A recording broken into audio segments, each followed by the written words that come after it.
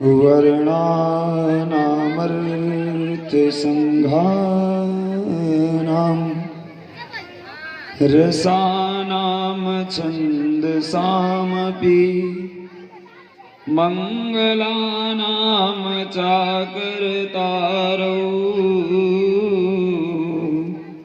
वन्दे वाणी विनायको सच्चिदानन्दरूपाय विश्वोत्पत्त्यादिहेतवे तापं त्रिये विनाशाय श्रीकृष्णाय वयं नमः। शान्तं शाश्वतं प्रमेयमनघं निर्वाण शान्तिप्रदं ब्रह्मा संवपणेन्द्र सेव्यमनिशम्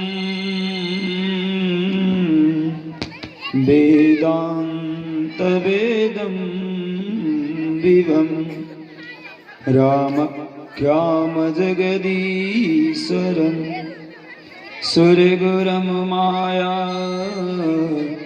मनुष्यं हरिं वन्देऽहं रघुवरं भूपालचूडामणिं नन्नयातिस प्रहरघुपते हृदये आस्मदीये सत्यं वदामि च भवनखिलान्त्रयात्मा भगति प्रियचरघपुङ्गवाम निर्भरामि मे कामादिदोषरहितं कुरु मानसं च अतुलितबलधाम मुहेम शैलावदेहं धनुजवनकृशानं ज्ञानिनाम अग्रगण्यं सकलगुणनिधानं वानराणामधीशम्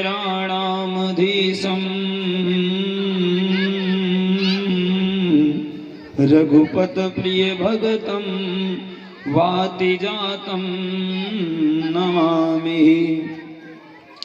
अविसिद्धार्थसिद्धरथै पूजितो यसुरासुरैः सर्वविघ्नहरसुतसमये श्रीगणाधिपतये नमः। सर्वमाङ्गल्यमाङ्गल्ये शिवे सर्वार्धसाधिके शरणे त्र्यम्बके गौरी नारायणे नमोस्तुते नारायणे नमोस्तुते। अपने अपने घरन की सब काहू पीर उन्हीं पीर सब घरन की धन्य धन्य रघुवीर।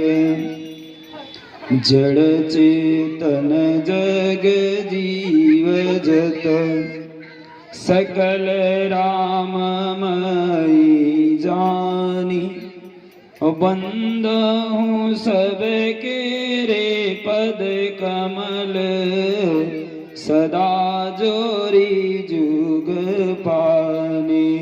सियावर रामचंद्र की संत बलवंत हनुमंत लाल जी महाराज की आदि की आनंद की सत्य सनातन धर्म की श्री वैहारे बाबा की श्री बागेश्वर नाथ की श्रीनाथ बाबा की अपने अपने माता पिता की अपने अपने गुरु गोविंद की भक्त और भगवान की काशी विश्वनाथ की भारत माता की जय हो। मप्पतये हर हर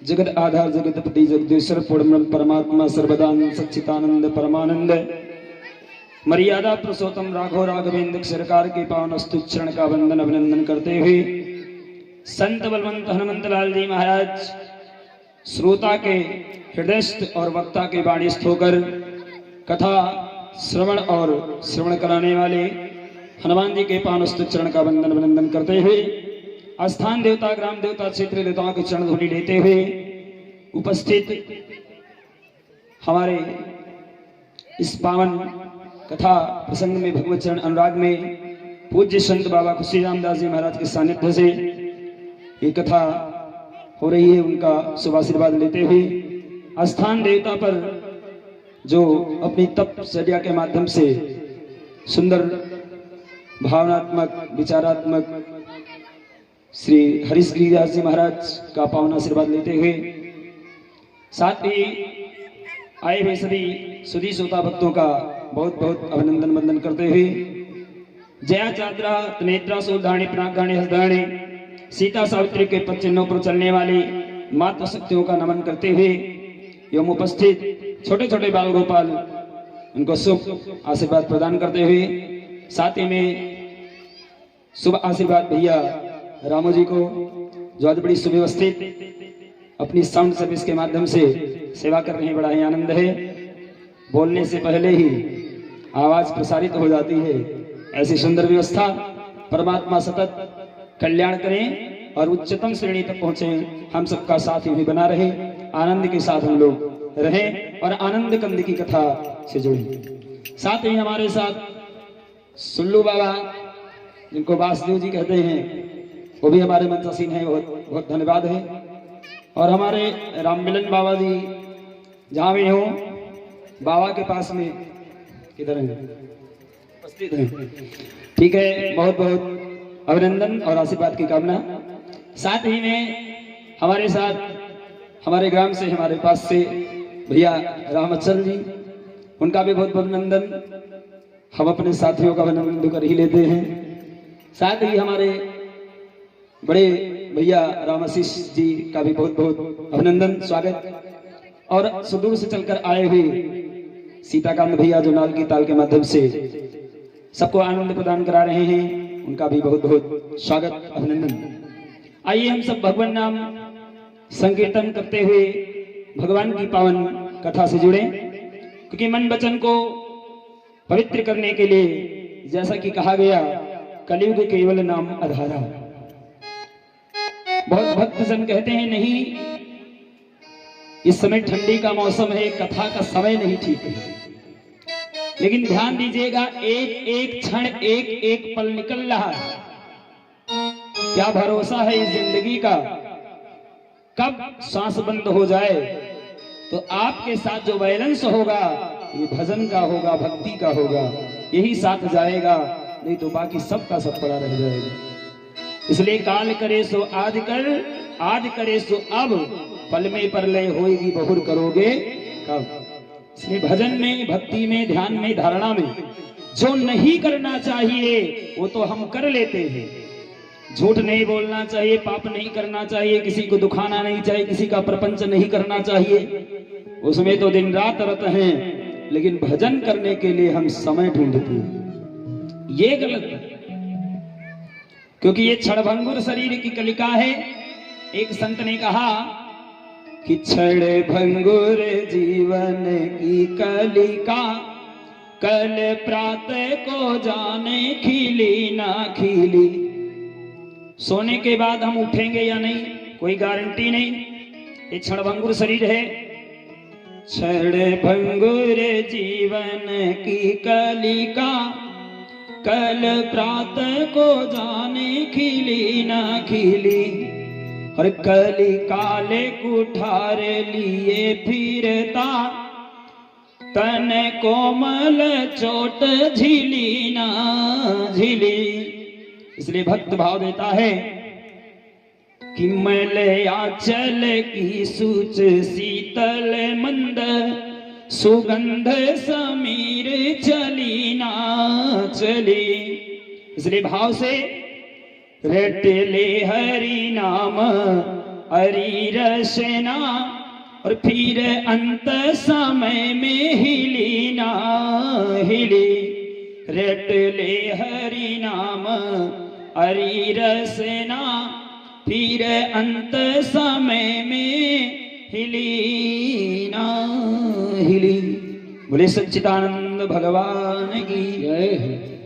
कोई भरोसा नहीं है, कोट कोट मुनि जतन कराही और अंत राम कही आवत नहीं। इसलिए जीवन रहते ही हम भगवान का चरणा करें और हमारे बड़े ही लाडले जो हमारे रिश्ते में पात्र लगते हैं उनकी तरफ से 51 पत्नी भगवान की तरफ से प्रेम भेंट हैं और भगवान के दरबार में प्रसाद भी लाए हुए हैं। बहुत बहुत अभिनंदन। परमात्मा सतत उज्जवल भविष्य की कामना। आइए हम सब भाव से भजन करें और बस हरि को भजन। हरि भजले सभी लोग अपने अपने करतल ध्वनि के साथ आनंद लेंगे भगवान का भजन करते हुए, क्योंकि कहते हैं वो शहर शहर ही क्या जिसमें गंदगी निकलने के लिए नाली ना हो, वो मकान मकान ही क्या और जिसमें अतिथि के लिए कमरा खाली ना हो, वो ट्रैक्टर ट्रैक्टर क्या जिसके साथ ट्राली ना हो, वो बाग बाग क्या जिसमें माली ना हो, वो पेड़ पेड़ ही क्या जिसमें डाली ना हो, वो ससुराल ससुराल ही क्या जिसमें साला और साली ना हो, और वो महफिल या कथा पंडाल क्या जिसमें जोरदार ताली न हो। इसलिए करतल ध्वनि के साथ आप सब आनंद से भगवत नाम संकीर्तन करेंगे। आइए हम सब भाव से। और जो भक्तजन इधर उधर खड़े हैं आकर के पंडाल में बैठे, आप सबके लिए व्यवस्था की गई है और भाव से कथा श्रवण करें। हरि भजले हरि भजले हरि भजने का मौका है।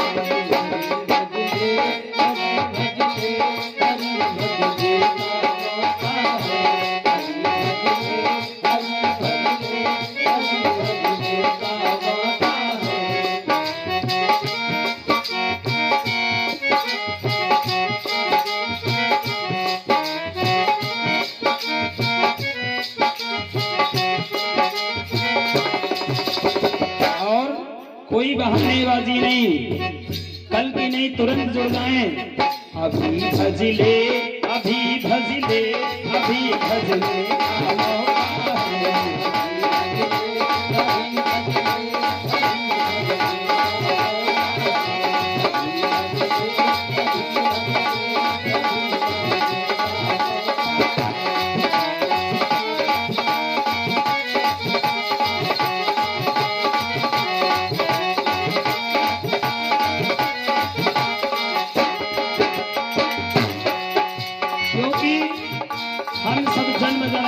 से कल्प कल्पांतर से माया को भजते आए हैं, अभी हम मुक्त नहीं हो पाए हैं। इसलिए कहना है कि अब माधव को भजो, माया अपने आप आएगी। माया सब कोई भजे माधव भजे न को, और जो कदाचि माधव भजे माया चेली होए हरि।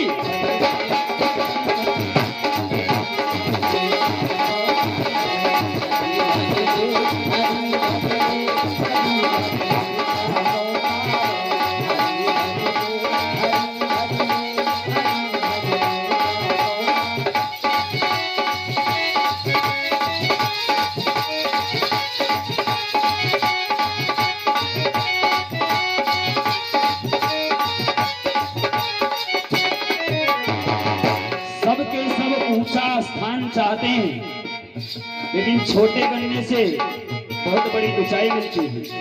जब आप झुकोगे, किसी को प्रणाम करोगे, तभी आशीर्वाद मिलेगा। इसलिए कहना ऊंचे ऊंचे सब चले, नीचे चले न को, जो कदाचि नीचे चले सबके ऊंचा है।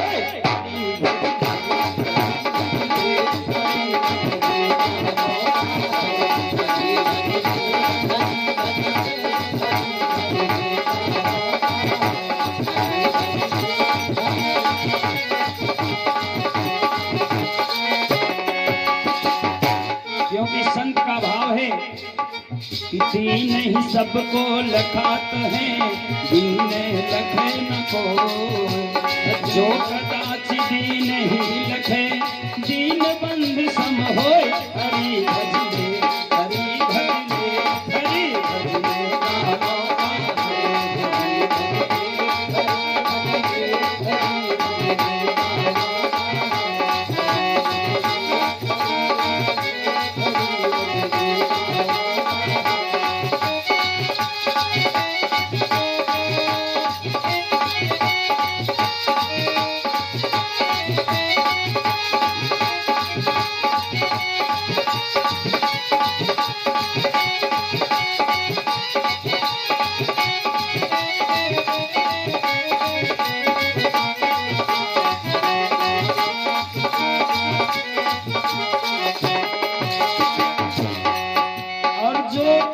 संतुष्ट है वही सुखी है, जो असंतुष्ट है वही दुखी है। इसलिए कहना है कि सबसे बड़ा धन है संतोष का धन। गोधन गज धन बाज धन और रतन धन खान।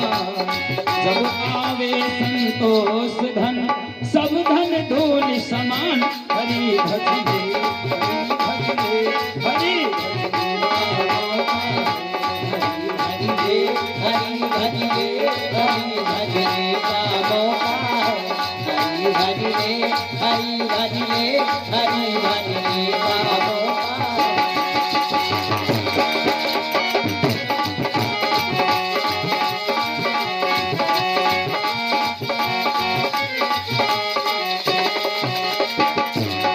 क्योंकि भक्त भाव देता है कि जब हम जगत में आते हैं तो रोते हैं। बालक जन्मते ही रोता है और बताता है कि संसार में सुख नहीं है, लेकिन अब ऐसे कर्मों की पूंजी बनाएं, ऐसा सत्कर्म करके चले कि जगत रोता रह जाए और हम हंसते चले जाए। इसलिए भक्त भाव दिया, जगत में जब तू आया था, सभी हंसते तो रोया था। जगत में जब तू आया था, सभी हंसते तो रोया था। जगत में जब तू आया था, सभी हंसते तो रोया था। लेकिन अब करना क्या है? तू कर ले ऐसे कर्मों को, जगत रोए तू हंसता जा। हरि भजले, हरि भजले, हरि भजले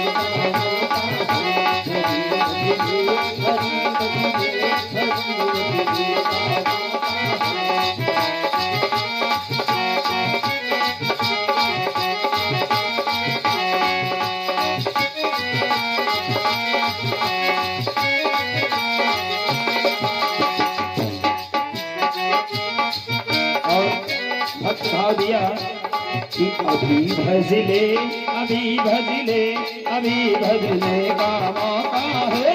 हरि भजले, हरि भजले, हरि भजले का मौका है। हरि भजले, हरि भजले, हरि भजले का मौका है। हरि भजले, हरि भजले, हरि भजले का मौका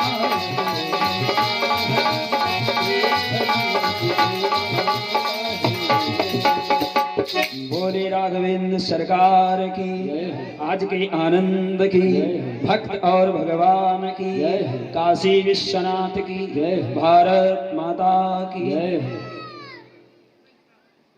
इतना सुंदर मौका, एक संत की कृपा, सुंदर सत्संग, लेकिन फिर भी हम क्यों नहीं आते? क्या कारण है? एक कलयुग का प्रताप है।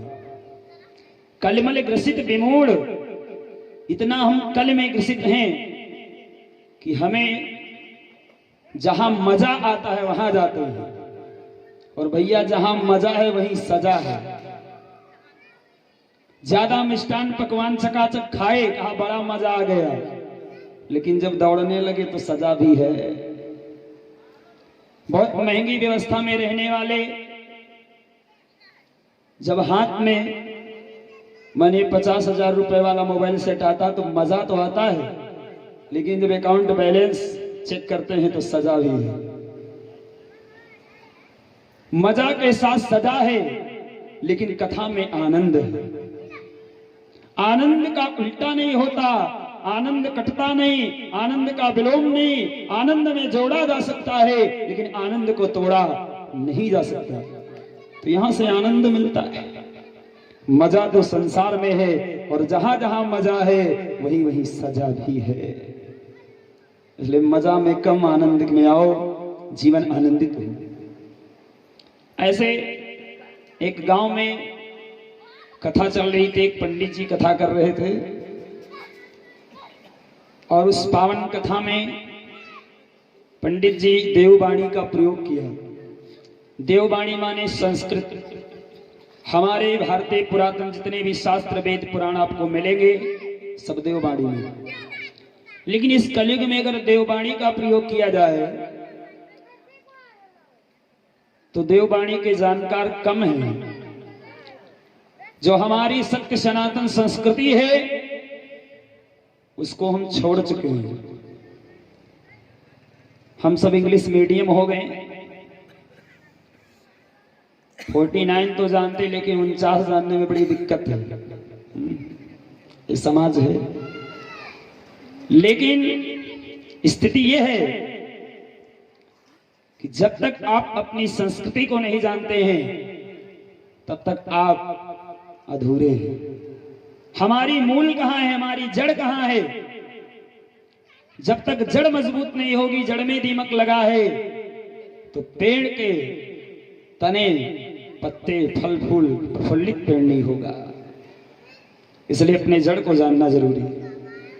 इसी से बाबा ने देववाणी को हटाया और हमारे इस अवध क्षेत्र की भाषा, अवधी भाषा में श्री रामचरितमानस की रचना करी। क्योंकि वो जानते थे इस कलयुग में देववाणी के जानकार नहीं होंगे, भक्तजनों का उद्धार कैसे होगा, इसलिए अवधी भाषा में प्रयोग किया।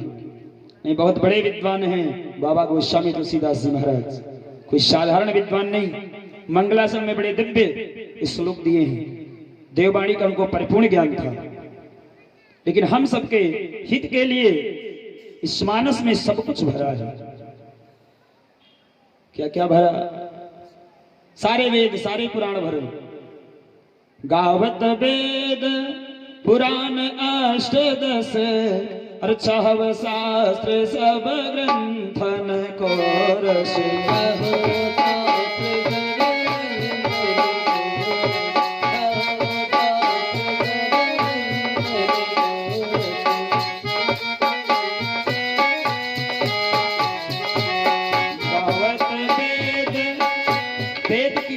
पुराणों की 18 पुराणों को समाहित किया है मानस में।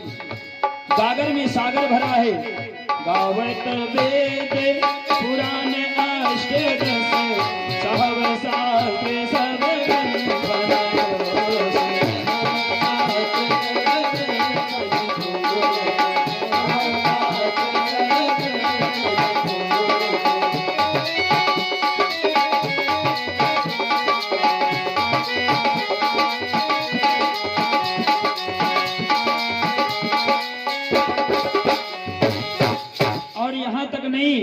सारे ऋषि महर्षियों की जो स्तुतियां हैं, जो रचनाएं हैं, उनको भी समाहित किया।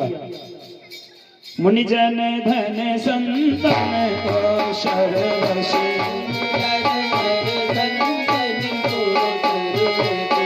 और सार मुख्य मुख्य चीजों को समाहित किया है। सारे अंश सम्मत सब ही,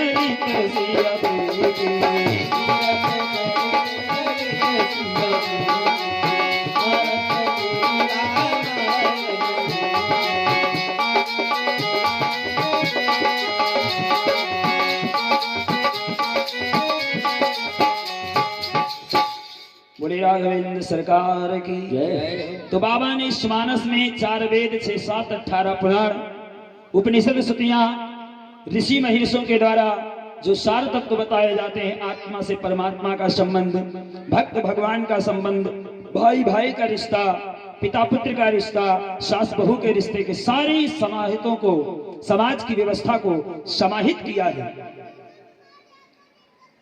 लेकिन वो पंडित जी देववाणी में कथा कर रहे थे। देववाणी में कथा चल रही थी, कथा के श्रोता बहुत कम आते थे। पंडित जी थोड़ी दूर के ही थे, माने जैसे हम लोग गांव के हैं तो लोग कहते हैं गांव के हैं क्या, चलो छोड़ो, ऐसे मानिए वो पंडित जी पास ही के थे। साप्ताहिक कथा थी श्रीमद् भागवत महापुराण की। साप्ताहिक विधान परिपूर्ण हुआ तो अपने पुत्र को बताए थे कि बेटा इस दिन कथा विश्राम दिवस है और उस दिन वहां कुछ मिलेगा, द्रव्य दक्षिणा, सीधा सामान, तो चले आइएगा लेने के लिए। पुत्र आज वाला इंग्लिश मीडियम था, वो समझता था कि इनकी कथा में कुछ मिलने वाला नहीं। आज जितने मनोरंजन दिया जाए उतने लोगों की भीड़ इकट्ठा होती है। आज कथाओं को नौटंकी बना लिया गया। एक भी श्लोक, एक भी चौपाई ना होकर गीत और नौटंकी के माध्यम से अनेक रसिया लोग पैदा हो रहे हैं। व्यासों की कमी हो रही है। व्यास का मतलब एक चौपाई में जो व्यास पैदा करे, जितने समाहित करे, कथाओं का अवलोकन कराए, अध्यात्म को जोड़े, तो वैसे श्रोता 20% रहे, 80% तो मनोरंजन चाहते हैं। एक कथा व्यास की भी मजबूरियां होती हैं। एकदम शुद्धात्मक भाव के साथ कथा श्रवण कराए। पंडित जी साप्ताहिक विधान किए और पुत्र जब चला तो समझ रहा है कि इसमें कुछ मिलने वाला नहीं है, लेकिन अब पिताजी ने कहा है तो चलकर देखते हैं। पुत्र चला आता है, रास्ते में एक वैश्या का नाचने वाली का घर है। वो सज धज रही है, अपना मेकअप बना रही है। पुत्र को आते देखा, ब्रह्म कुमार को उठ करके बैठ गई, बैठी थी, उठ करके खड़ी हुई और कहा ब्रह्म कुमार आइए, आपका स्वागत है। कहाँ जा रहे हो? कहा पास वाले गांव में पिताजी भागवत करने गए थे, आज बुलाया है, कुछ वहां व्यवस्था सामग्री है, लेने के लिए चल रहा हूं। कहा ठीक है, 7 दिन तो भागवत हुई, लेकिन 8वें दिन हमारा नंबर है वहां, आज मेरा वहां नृत्य का कार्य है, डांस कार्यक्रम है। कहा ठीक है, लेकिन वैश्या ने कहा ब्रह्म कुमार आप हमारे द्वार तक आए हैं, मेरा सौभाग्य है, अब हमसे कुछ सेवा आप ले लीजिए। ब्रह्म कुमार ने कहा तुमसे कौन सी सेवा? ने कहा कुछ भी सेवा हमें आप प्रदान करें। उस ब्रह्म कुमार ने, उस पंडित जी के पुत्र ने कहा कि अगर तुम हमें सेवा देना ही चाहते हो तो जो 7 दिन की कमाई मेरे पिताजी की है वो तुम ले लेना, और जो आज की कमाई तुम्हारी होगी वो हमें दे देना। वैश्या ने कहा ठीक है। वैश्या आई, नृत्य हुआ और उस नृत्य में भीड़ की भीड़ जम गई। डांस के कार्यक्रम में अनेक लोग आ रहे हैं, बौछार कर रहे हैं, वो शुक्रिया अदा करती है। अंत में जब हिसाब किताब हुआ, पुराने जमाने की बात है, तो पंडित जी का नाम है मनीराम जी। मनीराम जी की सारी व्यवस्था जब देखी गई तो उनके पास आए मात्र 30 रुपए, और जब वैश्या के पैसों की गिनती हुई 2 घंटे में उनके पास आए 500 रुपए। तो 500 रुपए वो पंडित जी को प्रदान किया, 30 रुपया स्वयं ले लिया वैश्या ने। तो मनीराम जी ने एक बढ़िया दोहा लिख दिया।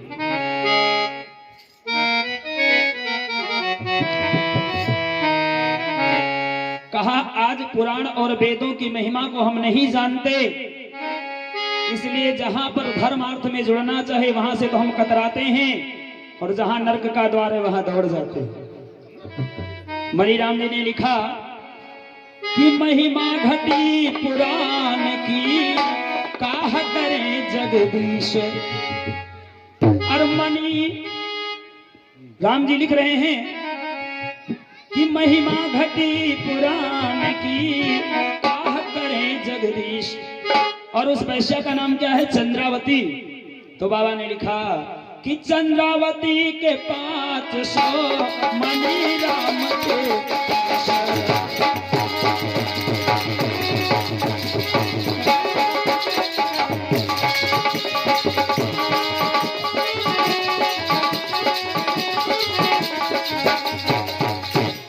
ये स्थिति है। अभी इसी पंडाल में आ जाए ऑर्केस्ट्रा कार्यक्रम लेकर तो भीड़ के भीड़ सबकी ठंडी भग जाएगी और कथा सुनने के लिए बहुत कम लोग उपस्थित होते हैं जो भगवान को भक्त। ये परसेंटेज यहीं पर दिख रहा है। ये केवल कलयुग का प्रभाव है। लेकिन भैया हम सबको जीवन में कभी कभी ये सत्संग की बेला मिलती है, तो इसको मत गवाएं और अपने जीवन को आनंदमय बनाएं। कि भक्त भाव देता है कि मिलती है जिंदगी सत्संगत कभी कभी,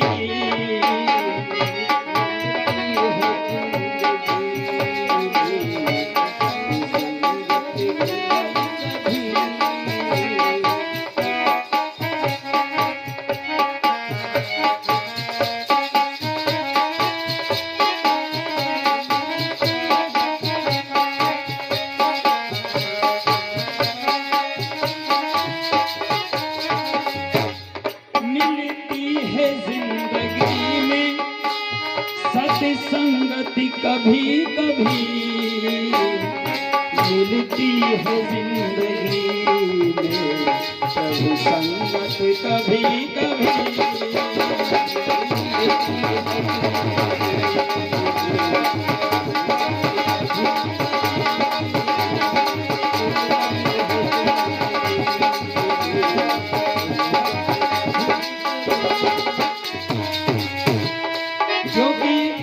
चार स्थानों पे धर्म की परीक्षा होती है।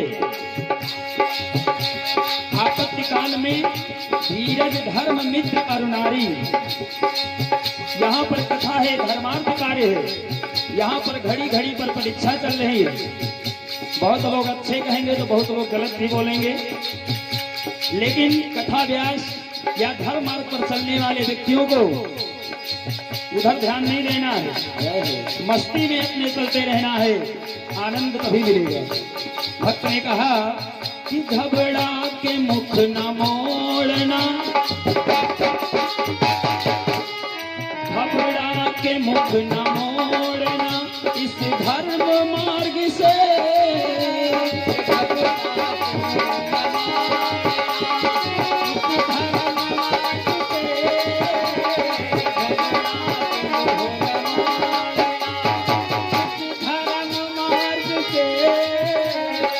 क्योंकि आते हैं जिंदगी में ये क्षण कभी कभी,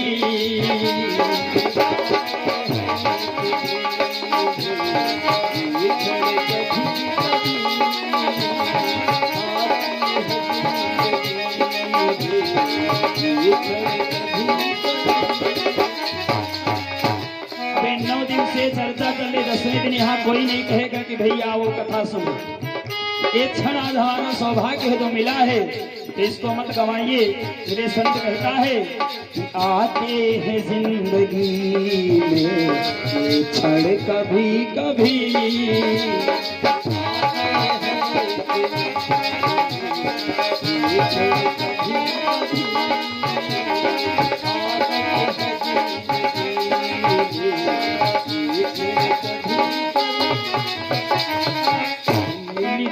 है जिंदगी में सत्संगत कभी कभी।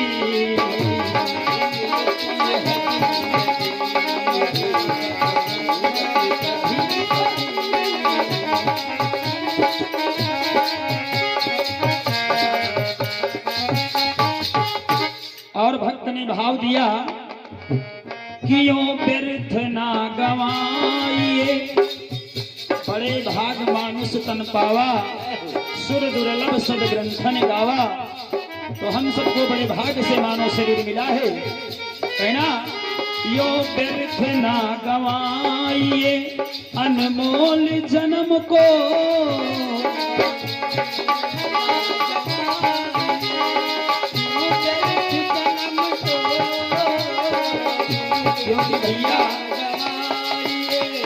अधर्म की भावना तो रोज जगती है, पाप करने का रोज भाव होता है, लेकिन सत्कर्म करने का भाव कभी कभी उठता है। एक संत के मन में भाव उठा कि श्री गुहियारी बाबा के पावन स्थल पर कथा हो जाए। इस भावना में सब भक्त जन जुड़ रहे हैं, तो इसको परिपूर्ण करें। इसलिए कहना, यूं व्यर्थ ना गवाइए अनमोल जन्म को, क्योंकि उठती है धर्म भावना मन में कभी कभी।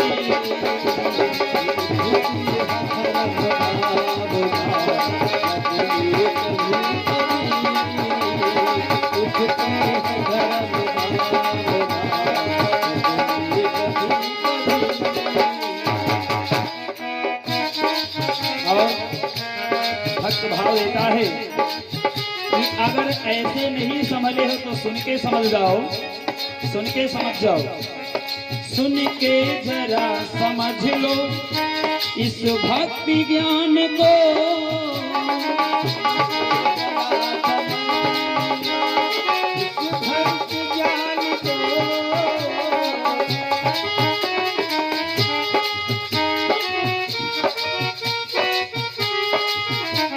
क्योंकि दुनिया के अन्य व्यवस्थाएं आप बुद्धिमान हो जा सकते हैं, धनवान हो सकते हैं, ज्ञानवान हो सकते हैं, लेकिन विवेकवान तब तक नहीं बनोगे जब तक सत्संग नहीं मिलेगा।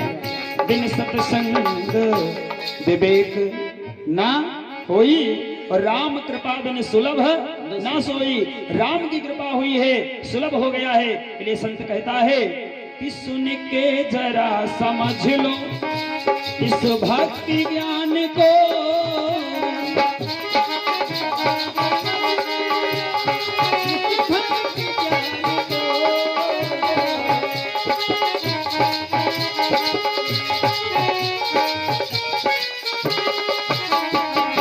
क्योंकि लेती है प्रभु शरण में, लेती है प्रभु शरण में किस्मत कभी कभी।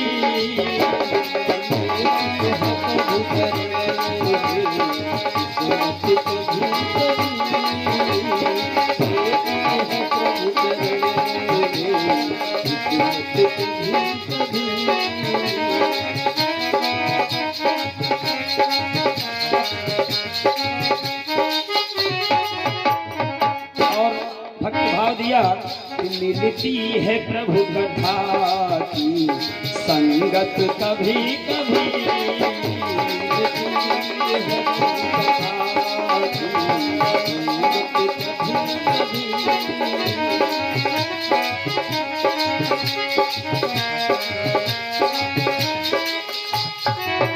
मिलती है जिंदगी में प्रभु संगत कभी कभी।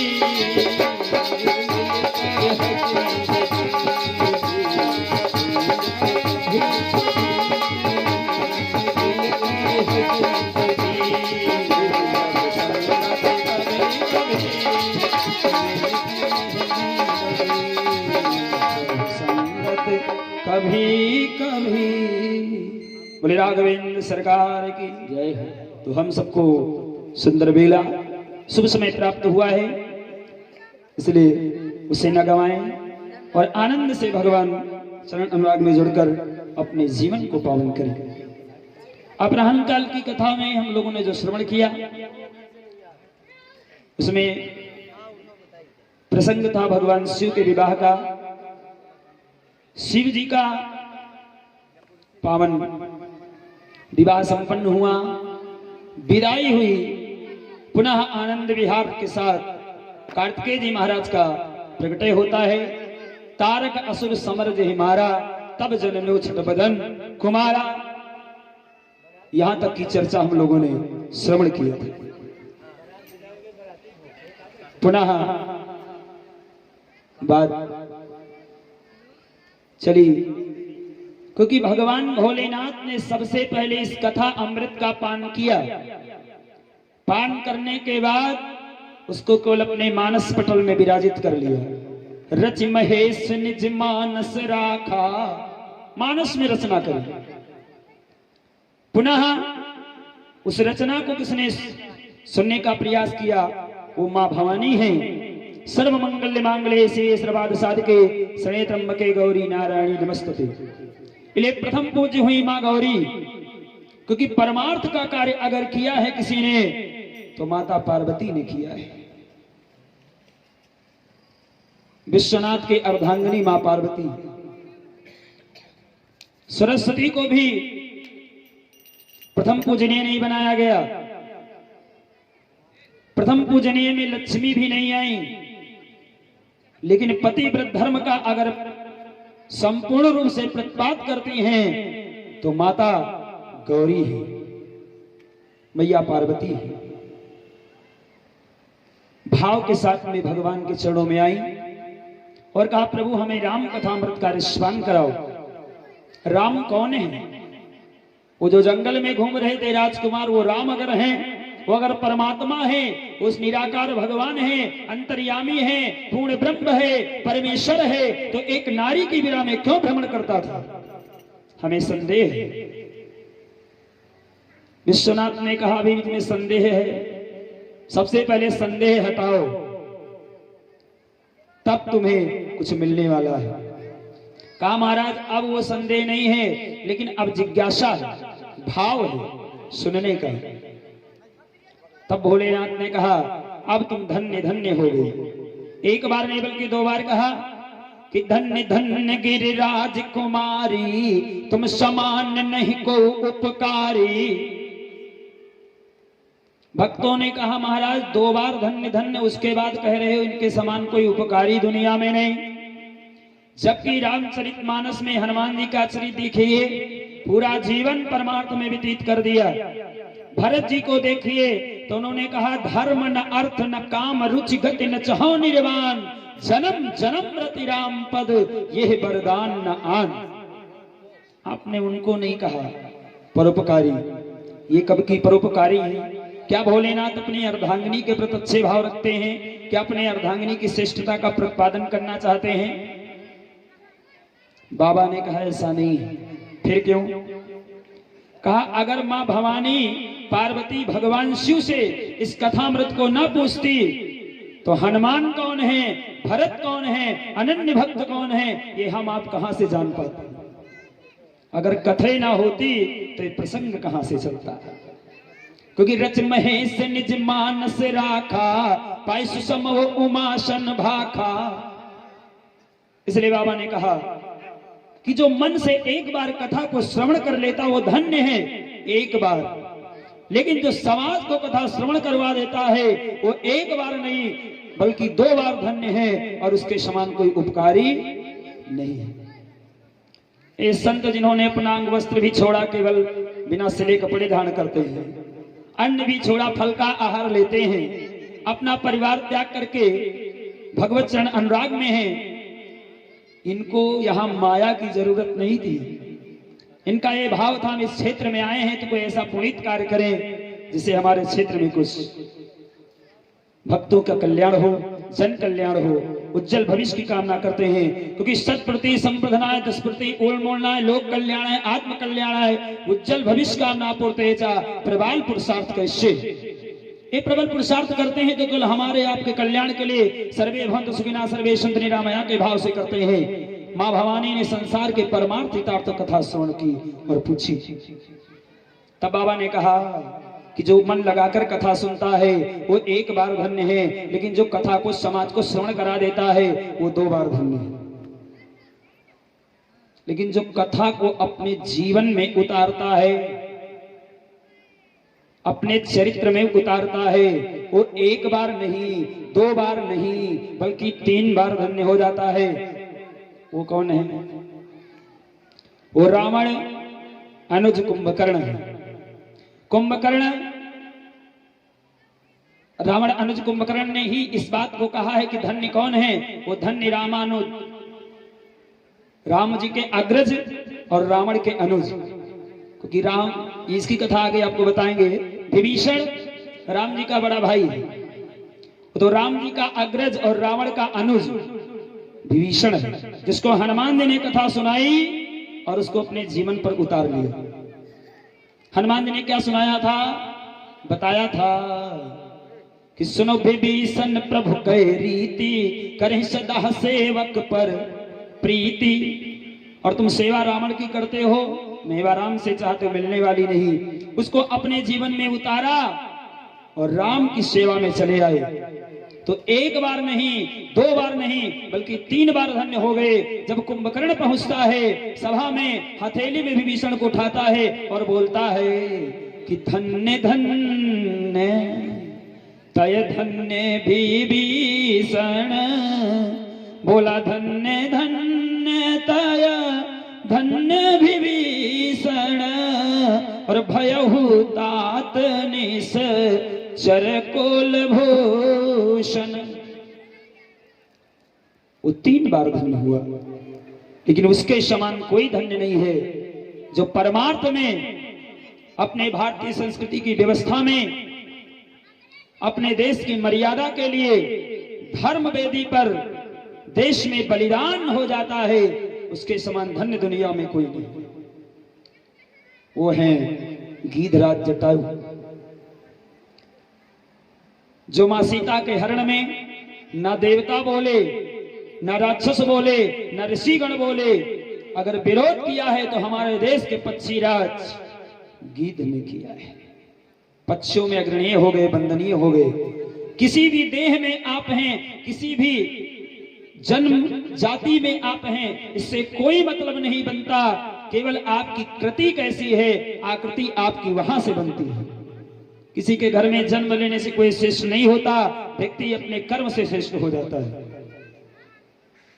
जैसे मान लीजिए आप दुकान पर कोई सामान लेते तो ग्राहक, डॉक्टर से चेकअप कराएं तब मरीज, भगवान की पूजा करें तो पुजारी, भगवान की भक्ति करें तो भक्त, संसार से परित्याग करके एकानंद परमानंद सर्वदानंद सच्चिदानंद के चरणों में अनुराग जमा ले तब संत। लेकिन पी लो शराब तो हो गए शराबी। कहने का मतलब जैसी कृति वैसी बनती है आकृति। एक ही आदमी जब जैसा करता तो वैसा बन जाता। इस समय हम सब क्या बने हैं? इस समय हम सब संत हैं। हरि अनंत हरि कथा अनंता, कहीं सुनहि बहुविध सब संता। इसलिए वो 1 बार धन्य जो कथा को मन लगाकर सुने, जो कथा सुनवा दे वो 2 बार धन्य, जो कथा को अपने जीवन में उतार ले वो 3 बार धन्य। लेकिन जो परमार्थ के बल वेदी पर अपने प्राणों की निछावर तक करने के लिए तैयार है, उसके समान धन्य कोई नहीं है। इसको मानस वर्मा की बाबा तुलसीदास लिखते हैं। अंगद जी बोले कि अंगद कहा विचार मन माही, अंगद कहा विचार मन माही,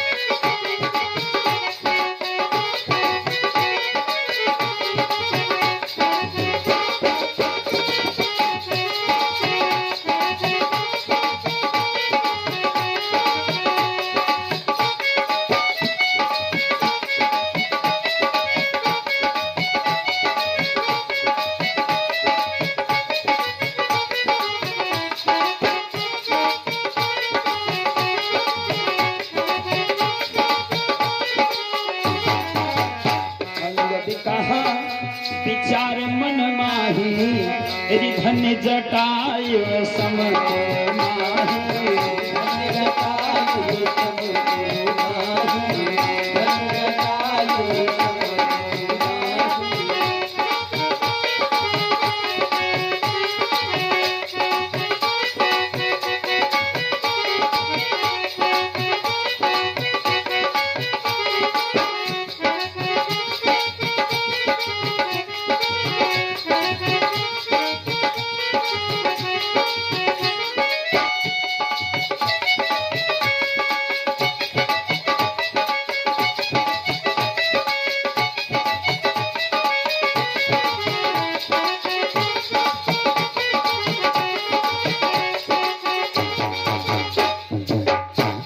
राघवेंद्र सरकार की जय।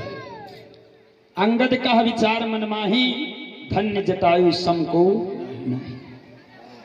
ये तो धन्य की बात हुई। इधर मैया ने प्रश्न जब किया तो बाबा विश्वनाथ ने कहा कि मेरी प्रिय अर्धांगिनी, प्रियवादिनी, भगवान के अवतरण के निराकार साकार बनने के विशेष कारण हैं, और कितने कारण हैं इत मिथ्यम कह सके न कोई। कुछ कारणों का निरूपण हम कराना चाहते हैं तुम्हारे सामने। वो निराकार साकार कैसे होता है?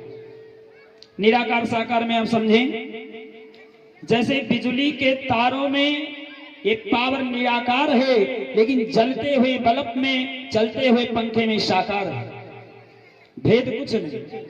और जितना भी कार्य होता है सब आदर्श शक्ति से ही होता है।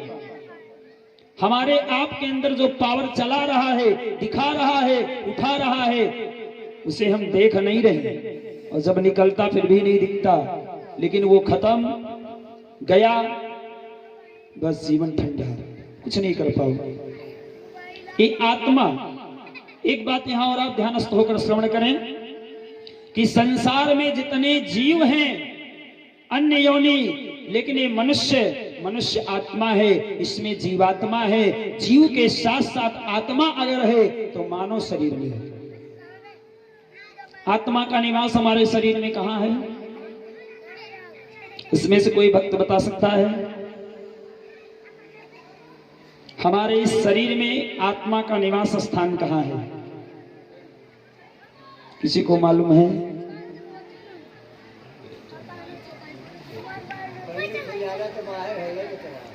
आत्मा का निवास स्थान आप देखें, हमारे शरीर में आत्मा का निवास स्थान भक्ति पर है। जब ये बाह्य जगत के दोनों नेत्र बंद होते हैं तो जोड़ आपको पड़ता है भक्ति पर, जहां पर हम भक्तजन तिलक लगाते हैं और माताएं बिंदी लगाती हैं। ये आत्मा का प्रतीक है। इसी ब्रह्मांड में आत्मा बसती है, और संत जन महात्मा जन जब जब तब ध्यान धारणा करते हैं तो बाह्य जगत से हट करके अंतःकरण में जब प्रविष्ट करते हैं तब हमारा तीसरा नेत्र खुलता है, और जब ये खुलता है तब आनंद ही आनंद बरसता है। इसलिए सब जीव हैं, लेकिन ये आत्मा है, और आत्मा परमात्मा के मिलन के बीच में अगर जरूरत है तो एक महात्मा की, जैसे पावर हाउस से बीच में ट्रांसफार्मर होता है, पुनः हमारे घर में लाइट की व्यवस्था आती है, डायरेक्ट नहीं आ सकती, उसी प्रकार इस आत्मा का उद्धार, इस आत्मा का मोक्ष बिना एक महान आत्मा महात्मा के नहीं हो सकता। तो ऐसे महान आत्मा महात्मा श्री रामदास जी हम सबको मिल गए हैं, फिर भी अगर हम सब इस महात्मा को ना पहचाने, ना जाने, तो हमारा ही दुर्भाग्य होगा। इसलिए महात्मा से जुड़े। हमारा शरीर जो है एक ऐसा है जो सर उठाकर चलता है, मानव शरीर। अन्य जितने शरीर हैं चींटी से लेकर हाथी पर्यंत सर झुका के चलते हैं, लेकिन मानव शरीर ऐसा है जो सर उठा के चलता है। ये निरूपित करता है कि मानव शरीर से हम उस परमात्मा तक की प्राप्ति कर सकते हैं। जितना भी जीव है, प्राणी है, सबके रीढ़ की हड्डी टेढ़ी है, मानव शरीर के रीढ़ की हड्डी सीधी है। ये सर्वोच्च शरीर है, उत्तम शरीर है, बड़े भाग मानुष तन पावा। और इसको प्राप्त करने के बाद अगर हम ना संभले तो दोष किसका है? अपना ही। जो न तरे भवनिधि जलधि नर समाज यस पाए, कहा सोकृत निंदक मंद मति आत्मा हन गति जाए।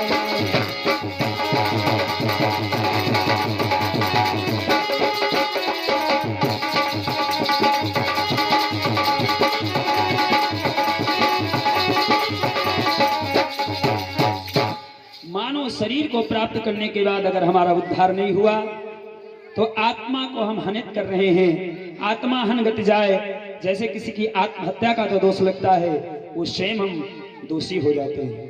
परमात्मा एक बार समय देता है, और जब समय देता है उस बीच में कुछ गड़बड़ी नहीं करता।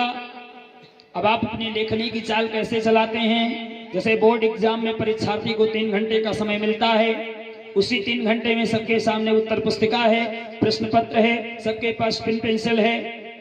अब आप 100% वाला काम करेंगे, फर्स्ट डिवीजन में आएंगे, सेकंड आते हैं या थर्ड आते हैं, अब बहुत लोग फेल हो जाते हैं। समय सबके लिए 3 घंटे का, विद्यालय सबके लिए 1, शिक्षक सबके लिए 1, लेकिन अपने अपने क्रियाकलाप के अनुसार हम उन्नति और अवनति में चले जाते हैं। क्योंकि भक्त कहता है कि एक विद्यालय होता है, एक शिक्षक पढ़ाता है, और कोई शिक्षक से भी आगे अधीक्षक पद तक जाता है, लेकिन मगर वो कुछ न बन पाता जो केवल आता जाता है, मगर वो कुछ न बन पाता जो केवल आता जाता है। कथा पंडाल एक जैसा कोई साधक ये गाता है, और कोई साधक से भी आगे बड़ा साधक बन जाता है, लेकिन भैया मगर वो कुछ न बन पाता जो केवल आता जाता है, मगर वो कुछ न बन पाता जो केवल आता जाता है। बहुवन मंदार माधा में कई शिशु जन्म पाते हैं, और उसी में संत खुशीराम जैसे भक्त आते हैं, कि हम सबको यहाँ कर एक कथा को सदा सुनाता है, मगर वो कुछ न बन पाता जो केवल आता जाता है, मगर वो कुछ न बन पाता जो केवल आता जाता है।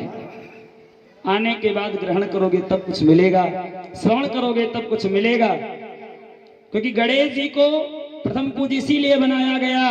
गणेश जी से पूछा गया तुम प्रथम पूज्य कैसे हो गए?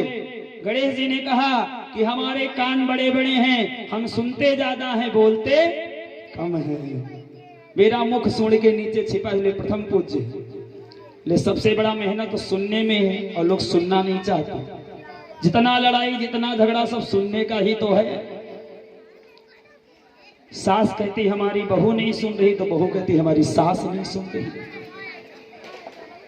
पुत्र कहता हमारी पिता नहीं सुनता, पिता कहता हमारा पुत्र नहीं सुनता। सब सुनने का झंझट, लेकिन सुनी जाएगी कब? जब आप सुनाते हो तब सुनी जाएगी। लेकिन आप सुनना किसी की नहीं चाहते, केवल अपनी सुनाना चाहते हो, इसलिए सुनी नहीं जा रही। इसलिए सबकी सुनो और फिर सुनाओ। जब जीवन में भाव आएगा जिसके, उसका जीवन अग्रिम हो जाएगा। यही जीवन की धारा। तो आज पार्वती जी को सुनने की इच्छा है। बाबा भोलेनाथ से कहा आखिर वो जब निराकार है तो साकार कैसे होता है, हमें बताएं। बाबा विश्वनाथ ने कहा इसके कई कारण हैं। वैसे राम जी तो निज इच्छा से आते हैं। राम जी जब इच्छा होती है तब वहां जाते हैं। आते किस लिए हैं, क्या क्या कारण हैं? तो बाबा ने लिखा है कि विप्रधेन सुर संत हित लीन मनुज अवतार, और निज इच्छा निर्मित तनो माया गुण गोपाल।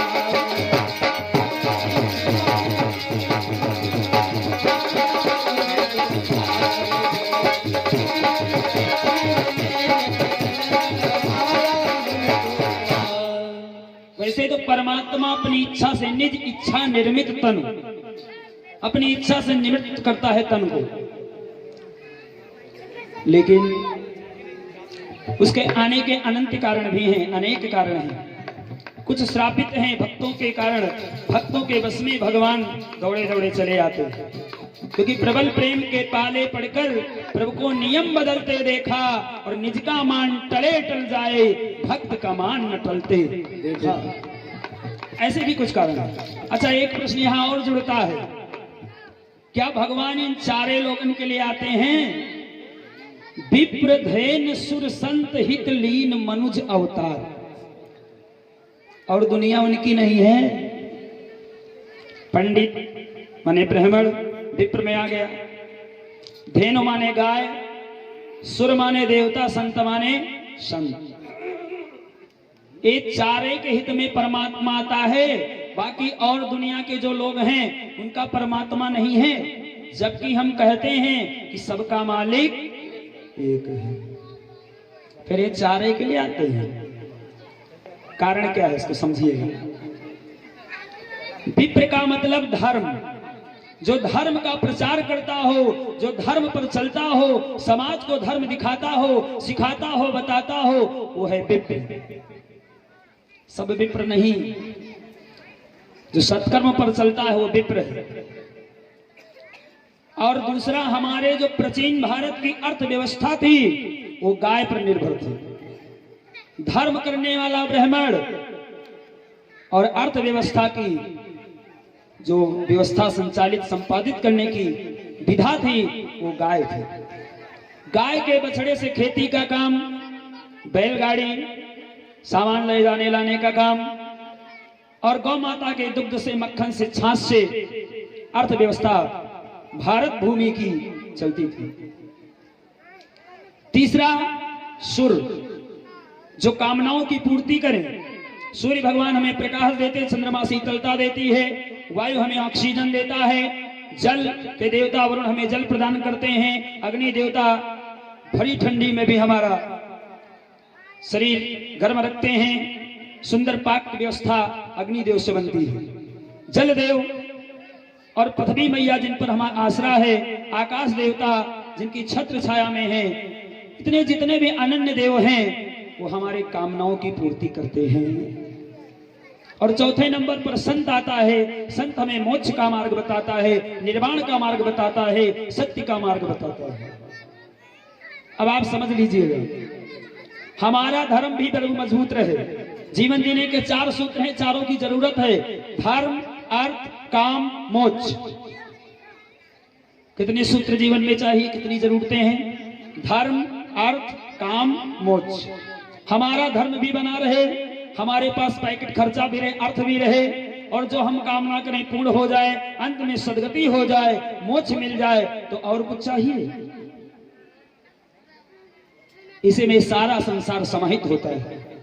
हम धर्म ना भूलें, हमारी अर्थव्यवस्था मजबूत रहे, और हम जो कामना करें पूर्ण हो, अंत में सदगति मिले।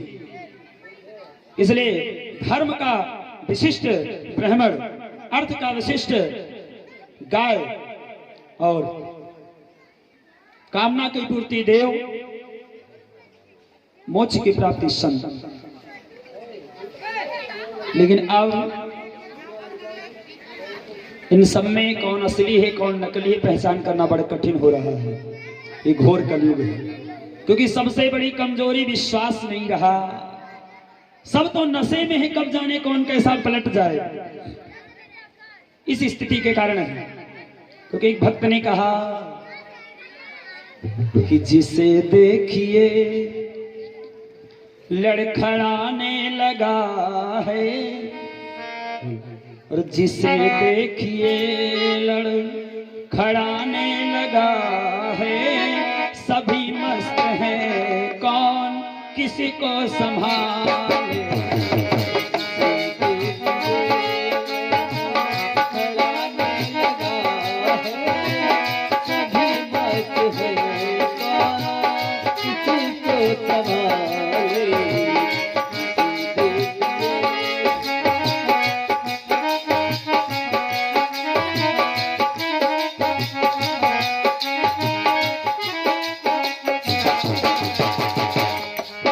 सबसे ज्यादा तो समाज आज का लड़खड़ा रहा है फेसबुक, व्हाट्सएप में। फेसबुक अम्मा और व्हाट्सएप पप्पा। बगल में बैठक की बात नहीं हो रही है, अपना व्हाट्सएप चेक हो रहा है। माता पिता को क्या दर्द है, तकलीफ है, कष्ट है कि बाद बालक पूछ नहीं रहा है। अनेक मित्र उसके हैं लेकिन अपनों से दूर होता जा रहा है। तो सब तो लड़खड़ा रहे हैं, जिसे देखिए लड़खड़ाने लगा है, सभी मस्त है, कौन किसी को संभाले।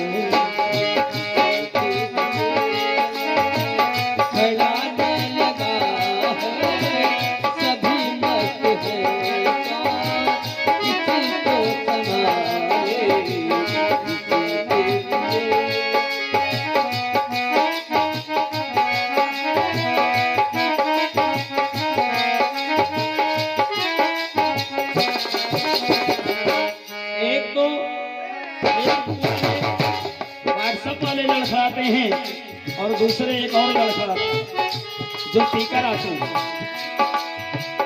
पी लिया करते हैं हम भी, पी लिया करते हैं हम भी, गम भुलाने के लिए।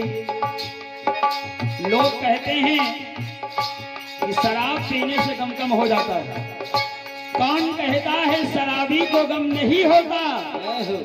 शराब पीने से दोस्त गम कम नहीं होता।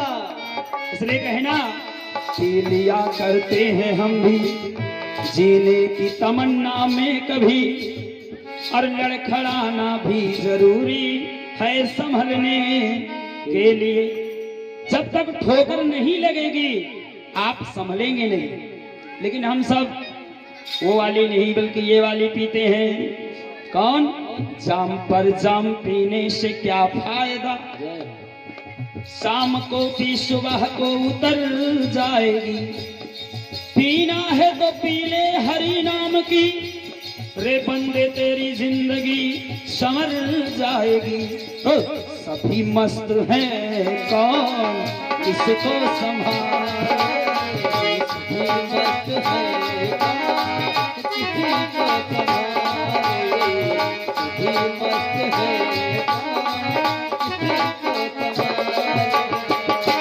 जिसे देखिए लड़खड़ाने लगा है, जिसे देखिए लड़खड़ाने लगा है, और सभी मस्त हैं, कौन किसी को संभाले।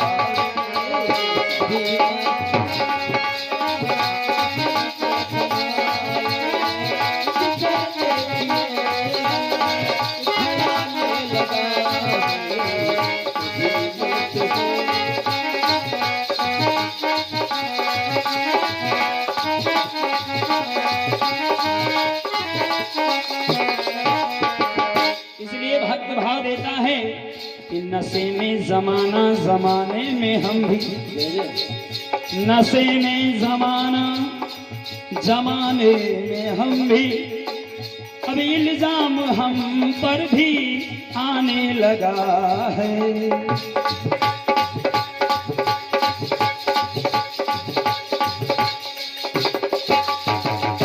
अब इल्जाम हम पर भी आने लगा है। तो सभी मस्त हैं, कौन किसी को संभाले। सभी मस्त हैं, कौन किसी को संभाले। जिसे देखिए लड़खड़ाने लगा है,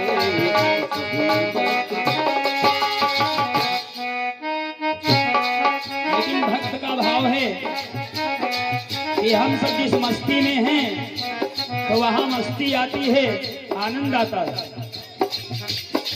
क्योंकि इन मस्तों की मस्ती में आता है कोई कोई, हंसती रोती है सारी दुनिया, हंसता है कोई कोई।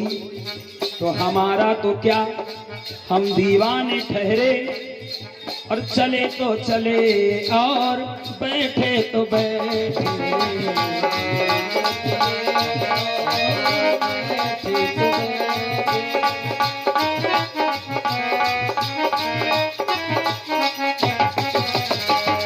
हमारा तो क्या हम दीवाने ठहरे और चले तो चले और बैठे तो बैठे और सभी में कथा अमृत समाने लगा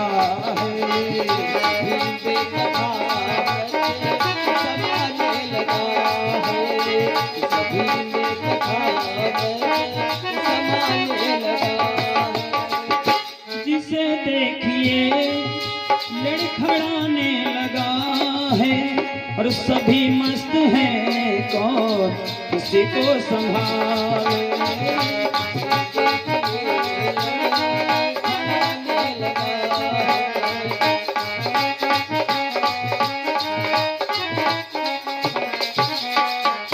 बोले राघवेंद्र सरकार की तो लड़खड़ाना भी जरूरी है संभलने के लिए। क्यों? क्योंकि जब तक ठोकर नहीं लगेगी तब तक संभलना नहीं आएगा। और गलती हर इंसान से होती है। जो गलती पर सुधार प्राप्त करता है, सुधरने का मौका देखता है, सुधर जाता है, वो इंसान है। लेकिन जो गलती करने के बाद अपनी गलती ना माने, गलती पर गलती करता रहे, वही शैतान है। क्योंकि अगर गलती रुलाती है तो राहें भी दिखाती है। अगर गलती रुलाती है तो राहें भी दिखाती है। और मनुष्य गलती का पुतला है, ये अक्सर हो ही जाती है। लेकिन गारंटी क्या है कि ठीक कर ले जो गलती को, उसे इंसान कहते हैं। किसी के काम जो आए उसे इंसान कहते हैं। और पराया दर्द अपनाए उसे इंसान कहते हैं। ये भाव तो ये तो संसार की विधा है। सभी लड़खड़ा रहे हैं। अच्छा, राम जी तो आते हैं धर्म अर्थ काम मोक्ष विप्रधेनु सुर संत हित। लेकिन रावण कैसे आता है? रावण के आने के क्या कारण है? राम जी निज इच्छा से आते हैं, लेकिन रावण अपनी इच्छा से नहीं आता। जब देश का संत, देश का ब्राह्मण, देश का देवता ही अधर्म पर अग्रसर होता है तो इसी समाज से रावण बन जाते हैं। आप देख सकते हैं सनक सनंदन सनातन सनत कुमार चारों हैं ब्रह्मादि के मानस पुत्र ऋषि कुमार। वैकुंठ धाम के दरवाजे पर पहुंच जाते हैं। जय और विजय वहां पर बैठे हुए अपनी जिम्मेदारी संभाले हुए पहरेदारी कर रहे हैं। चारों महात्मा पहुंच गए और कहा कि अंदर प्रवेश करने दीजिए। पहरेदारों ने कहा भगवान का आदेश है कि जब तक अंदर से अनुमति न मिले कोई भी प्रवेश ना करे। ऋषियों ने कहा हमें रोकते हो? हमारा पावर नहीं जानते? हम ब्रह्मा के मानस पुत्र हैं। मानस हम जरूर जाएंगे। कहा महाराज आपको जाने को नहीं मिलेगा। हमारी ड्यूटी, हमारी जिम्मेदारी है कि किसी को अंदर आने ना दो बिना आदेश के। हम अंदर जाएं, 2 मिनट के लिए आप इंतजार करें, प्रभु से पूछ लें, पुनः आप अनायास चले जाएं। नहीं माना।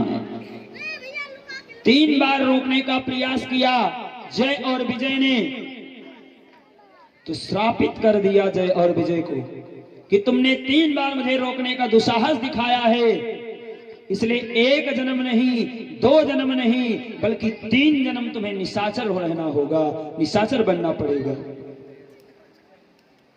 3 जन्म तुझ बचन प्रवाना।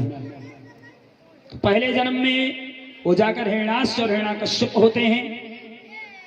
भगवान बाराह और नरसिंह के द्वारा उद्धार होता है। दूसरे जन्म में जाकर के रावण कुंभकर्ण हुए। राघवेंद्र राघव सरकार श्री राम जी ने उनका उद्धार किया।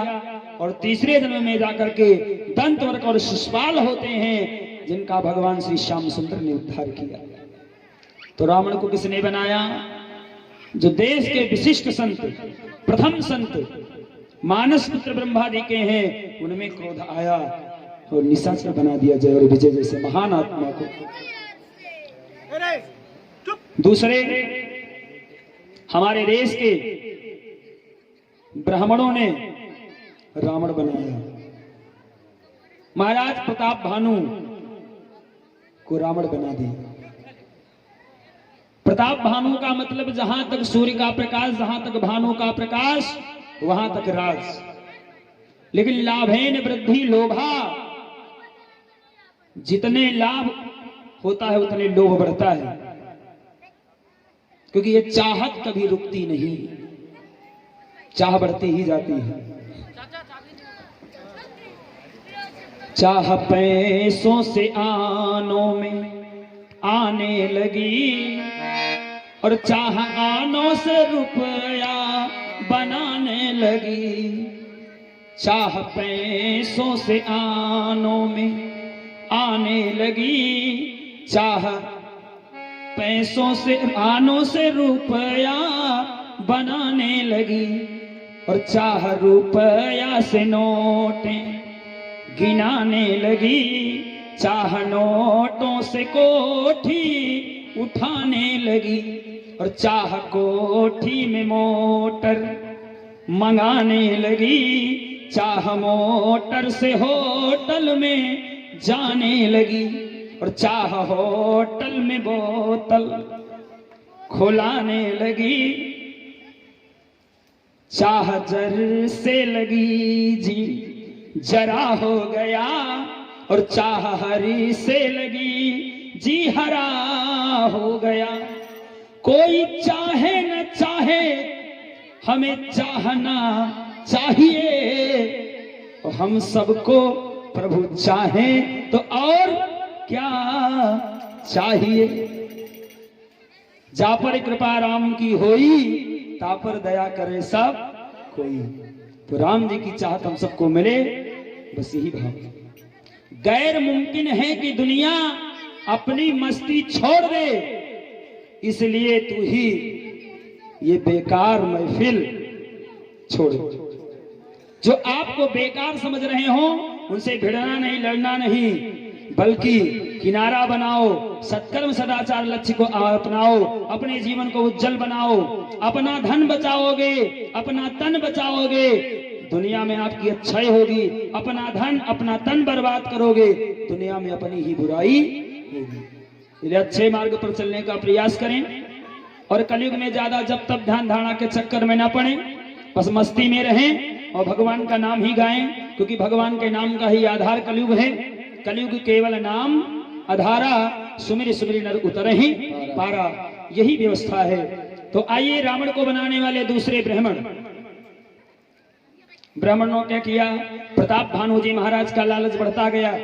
एक दिन प्रताप भानु गए जंगल में, और प्रताप भानु का एक प्रकरण था, एक कार्य था कि जिस राजा को जीतते थे, पराजित करते थे, उसको मृत्यु दंड नहीं देते थे, उसको छोड़ देते थे। सारे भूमंडल पर प्रताप भानु का राज है। जंगल के घनघोर घटा में राजा चले जाते हैं और राह भटक जाते हैं। वहीं पर एक नकली बाबा तापस बना हुआ है, जो पहले राजा था लेकिन आज राज उसके हाथ से छिन गया तो बाबा बन गया। वो प्रताप भानु को बातों में फंसा लेता है, बहुत बड़ा जाल बताता, क्योंकि सब जानकारी रखता है कौन है कैसे हैं। लेकिन प्रताप भानु उसको नहीं पहचान पाए। उसने कहा कि महाराज, अगर आप एक काम करें, आपका राज सदा अचल अटल रहेगा। राजा ने कहा, वो कौन सा काम है? कहा, अपने देश के सारे ब्राह्मणों को अपने यहाँ भोजन पर बुलाइए और रसोइया का काम मैं करूंगा, भोजन मैं बनाऊंगा, परोसने का काम तुम्हारा होगा। अपने पुरोहित से किसी को मत बताना इस भेद को कि भोजन मैं बनाऊंगा। कहा ठीक है। राजा अपने भवन को आए, समय तिथि पक्की हुई, सारे विश्व के सारे देश के ब्राह्मणों को आमंत्रित किया गया। ब्राह्मण लोग आ गए और उस तापस ने जा करके उसमें मांस मिला दिया, गौ का मांस, विप्र का मांस। और भोजन लेकर के जब पंक्ति में राजा परोसने लगे तब आकाशवाणी हो गई कि विप्र वृंद उठ उठ गृह जाहू, है बड़े हानि अन्न जन खाऊ। हे विप्रो, उठ उठ कर चले जाओ, इस अन्न खाने में बड़ी हानि है। ब्राह्मण उठकर खड़े हुए, का क्या कारण है, किस लिए ना खाऊं। तब पुनः आकाशवाणी हुई कि भय वै रोसाई, भूसुर मासु सब दूज उठे, माने विश्वासु। बोले सब दूज उठे, माने विश्वासु। आकाशवाणी कहती है कि उठ उठ कर अपने घर चले जाओ, अन्न खाने लायक नहीं। ब्राह्मणों ने कहा किस कारण से नहीं खाने लायक है। तब बता दिया आकाशवाणी ने कि भयो रोसाई भूसुर मांसु, इसमें ब्राह्मण का मांस मिलाया गया है, गौ का मांस मिलाया गया है। अब ब्राह्मणों को सोचना चाहिए कि हमारे महाराज प्रताप भानु धार्मिक राजा है, ऐसा कर नहीं सकता, आखिरकार मांस आया तो कहां से आया। इस विचार को ना करके और तुरंत स्थापित कर दिया। इसलिए क्रोध में तुरंत कार्य नहीं करना चाहिए। क्रोध जब आए तो उसे कल पे छोड़ दीजिएगा, और जब प्रसन्नता आए, अच्छे कार्य करने की भावना आए तो तुरंत कर लेना चाहिए। लेकिन हम उल्टा करते हैं, जब गुस्सा आता है तो तुरंत, और जब कोई अच्छे भाव आते हैं तो कहते नहीं कल हो जाएगा, फिर देख लेंगे, कर लेंगे। यही भाव होता है।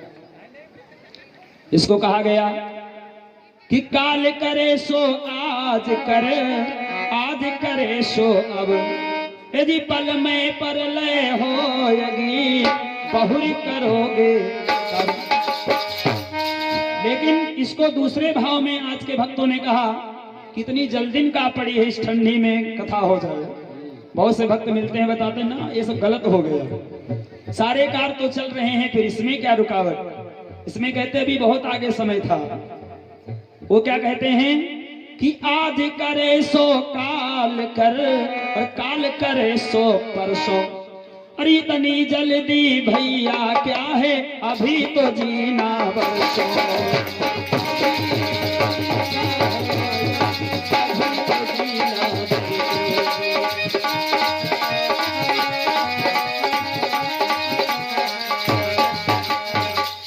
वो इस भाव में। तो आज ब्राह्मणों ने महाराज प्रताप भानु को बिना सोचे समझे श्राप दिया कि तुम्हारा वंश विनाश हो जाए, तुम राक्षस हो जाओ। एक ब्राह्मण हो। दूसरा कारण, जब देश के देवताओं का राजा इंद्र देश की एक ऋषि पत्नी के साथ भोग की कामना करता है, तो परमात्मा को निराकार से साकार होकर के आना पड़ता है, और अनायास ही पावन भी पतित हो जाता है। धर्म की हानि और ग्लानि भी जरा समझते जाएं। धर्म की हानि क्या और ग्लानि क्या है। कहा परमात्मा के विविध अवतार तब होते हैं जब धर्म की हानि होती है। जब जब होई धर्म की हानि, बढ़ई असुर अधम अभिमानी, तब तब धरि प्रभु विविध शरीरा, हरि सदा सज्जन भव पिया। जब कोई एक दुरात्मा होता है, परमात्मा क्षण मात्र के लिए अवतरित होते हैं और उसका उद्धार कर देते हैं, फिर दुनिया संचालित हो जाती है। लेकिन जब अधर्मी अधर्म करता है तो धर्म की हानि है, लेकिन अगर धर्मात्मा अधर्म पे आ जाए तब धर्म की ग्लानि होती है। मानिए आपके नवयुवक बालक ने आपसे 100 रुपए लिए और रास्ते में गया, कहीं गिर गया, पैकेट कट गया, जेब कट गई, तब तो धन की हानि हो गई।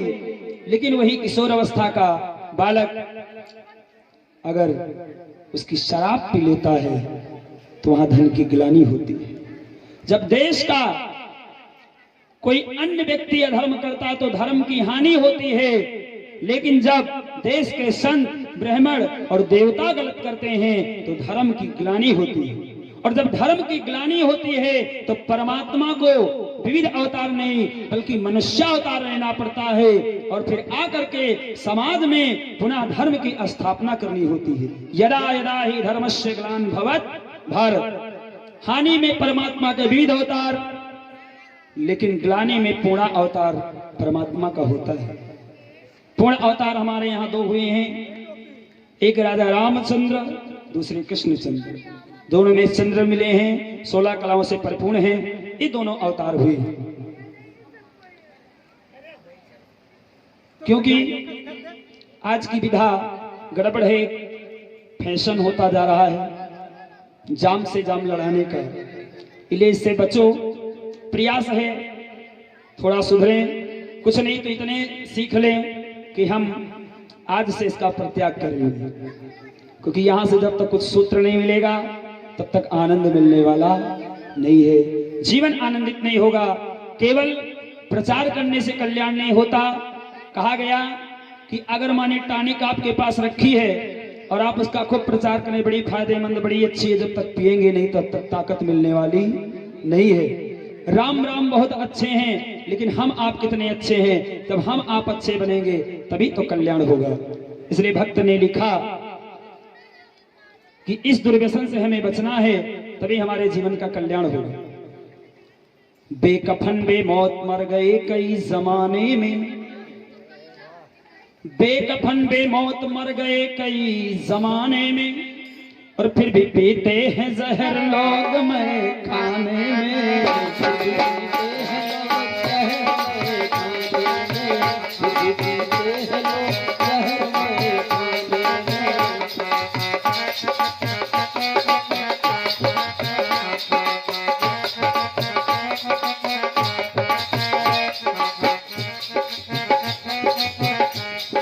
बेमौत बेकफन मर गए कई जमाने में, फिर भी पीते हैं जहर लोग मैं खाने में।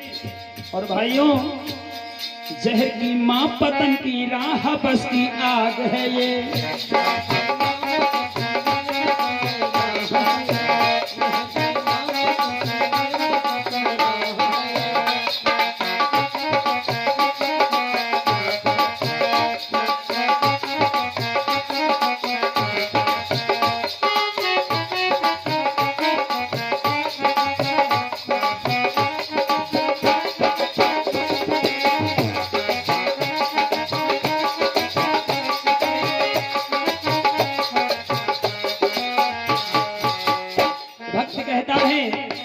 ये जो इंग्लिश वाली है, कभी कभी कोई पीता है वो तो कहीं तक ठीक है, उसमें ज्यादा दूषित तो नहीं होते हैं।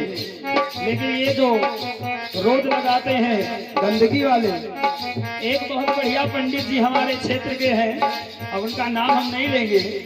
उन्होंने कहा कि महाराज जी, वर्ष में एक बार हमारी भी हो जाती है। हमने कहा कब?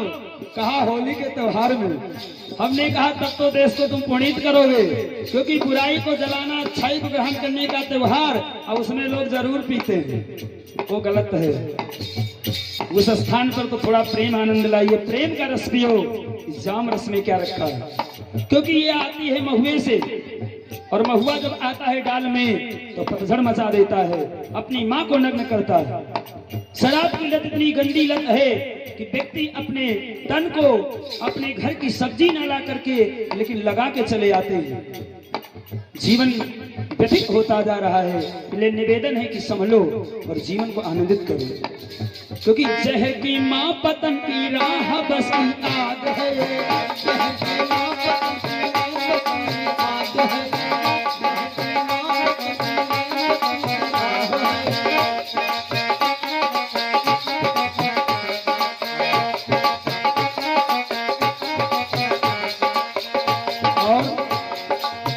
नाबूद जो कर दे वही शराब है।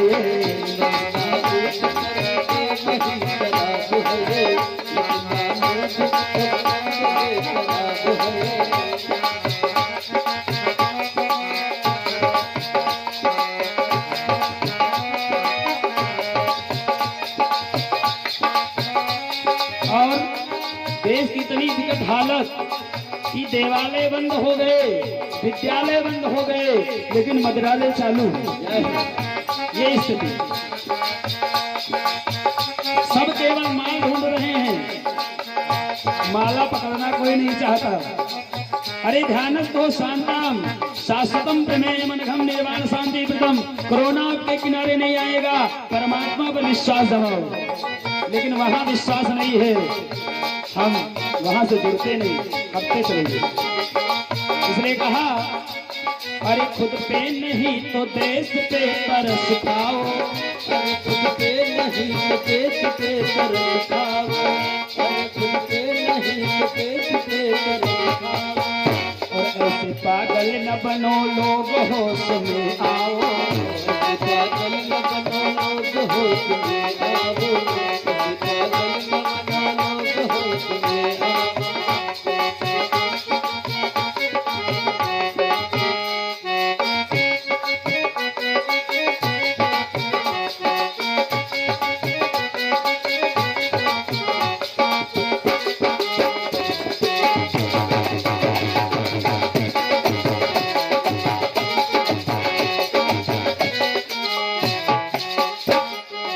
समाज में चार सुधर जाएं तो देश स्वर्ग बन जाए।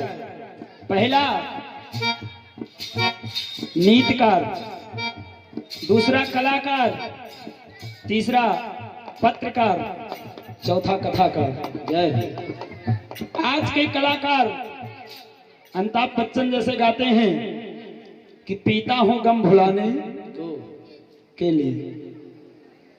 वो पीते हैं गम भुलाने के लिए, तो उनके लिए 3 घंटा पिक्चर में फंस जाते हैं। और जब कथा व्यास कहते हैं कि पीना नहीं चाहिए, तो कहते हैं किसी मतलब की नहीं, पीना बहुत जरूरी है, जीना जरूरी तो पीना जरूरी। इस हालत से हटो और शाश्वत अपनी भारतीय संस्कृति से जुड़ना पड़ेगा, तभी कल्याण होगा, आनंद होगा। इसके भक्त कहता है कि ऐसे पागल न बनो लोग होश में आओ, ऐसे पागल न बनो लोग होश में आओ, ऐसे पागल न बनो लोग होश में आओ।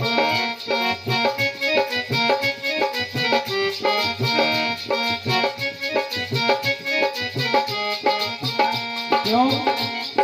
क्योंकि अगर अपने पर नहीं तो अपनी आने वाली पीढ़ियों को तो देखो, जो आज उन्हें बताओगे सिखाओगे वही तो करेंगे। कानन है मासूम से चेहरे पे तो नजर डालो,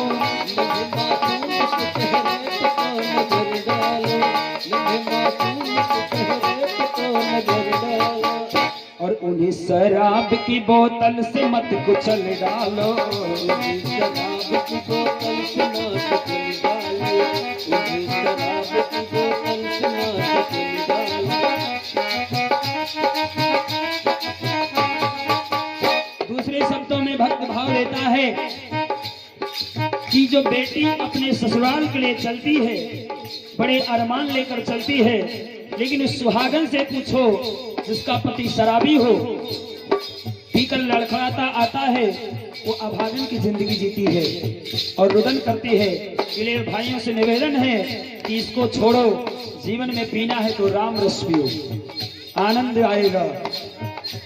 कहा तो सुहागन को अभागन की जिंदगी दे दी, सुहागन को अभागन की जिंदगी दे दी, सुहागन को अभागन की जिंदगी दे दी।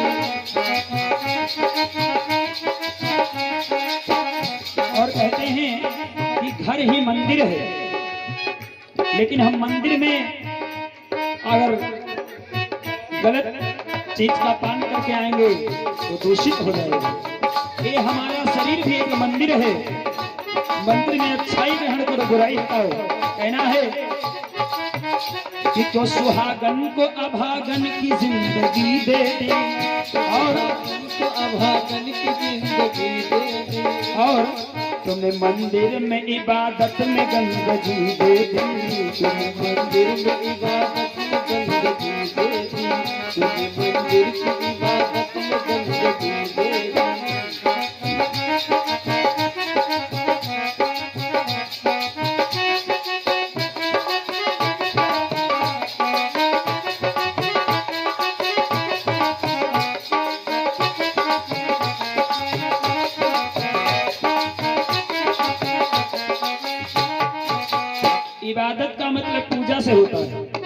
इसलिए कहा कि कितने सपने कितने अरमान थे सुहागन के, कितने अरमान कितने सुहागन के, कितने सपने कितने अरमान थे सुहागन के, और तुमने भर दिए कांटे फूल बेच दिए आंगन के।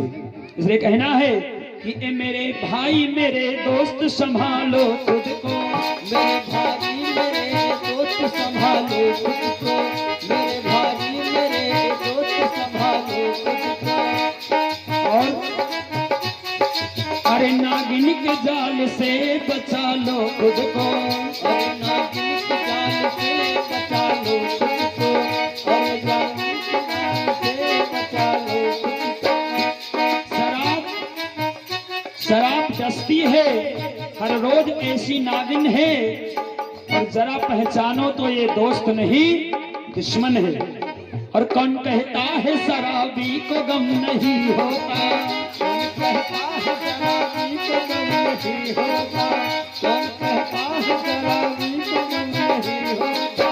और शराब पीने से गम दोस्त कम नहीं होता, शराब पीने से गम दोस्त कब नहीं होता, शराब पीने से गम दोस्त कब नहीं होता। इसलिए बस एक प्रतिज्ञा करिएगा कि बुहारे बाबा के पावन स्थान पर कि हम आज से नहीं पिएंगे। छोड़ दो तोड़ दो बोतल को अब छूना न कभी,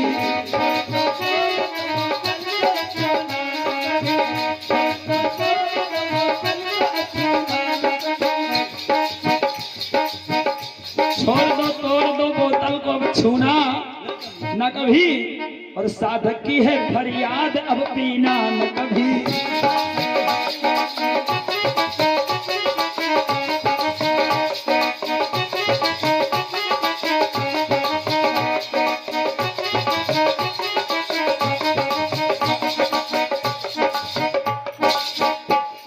बोले राघवेंद्र सरकार की। तो अगर पीने का ज्यादा मन हो तो आइए हम 2 मिनट ही राम रस पी लें और यहीं पर वाणी को विराम। कल दिन की कथा में भगवान राघव का प्रकटे होगा, क्योंकि अगर कृष्ण चरित्र होता तो रात्रि में जन्म कराया जाता, लेकिन राम जी दिन में आए हैं, इसलिए दिन में कल राम जी का जन्मोत्सव होगा। माताओं बहनों से विशेष निवेदन है कि आप लोग अगर कहीं से पुष्प पाए फूल तो लेकर आए, ना मिले तो सिर्फ सरसों फूल ज्यादा है,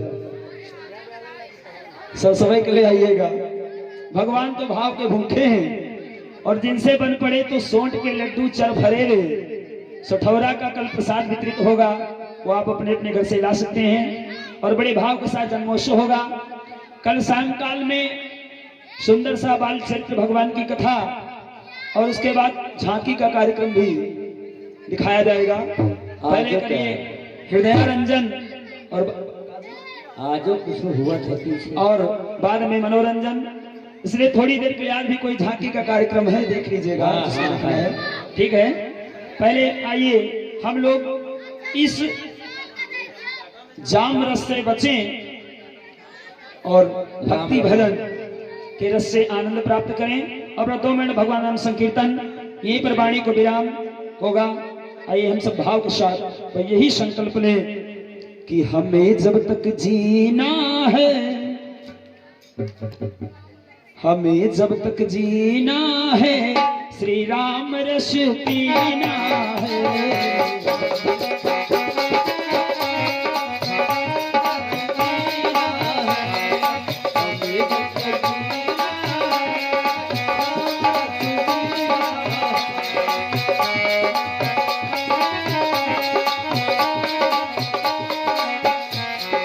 राम रस पीना, घनश्याम रस पीना,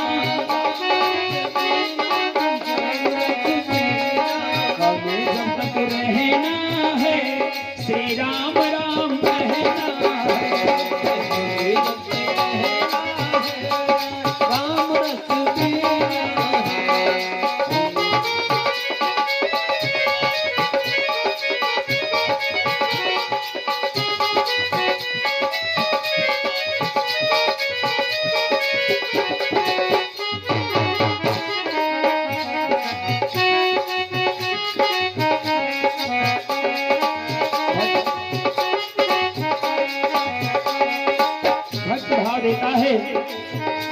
हितु मित्र सारे संबंधी, जितने भी हमारे संबंधी सगे इष्ट मित्र हैं, और उनसे यही भाव है कि हमें सब मिल के रहना है।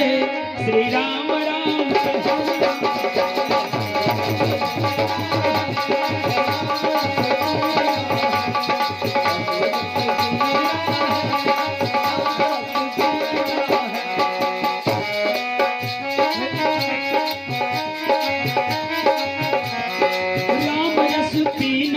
श्याम रस पीना, हमें जब तक पीना है श्री राम रस पीना है, हमें जब तक पीना है श्री राम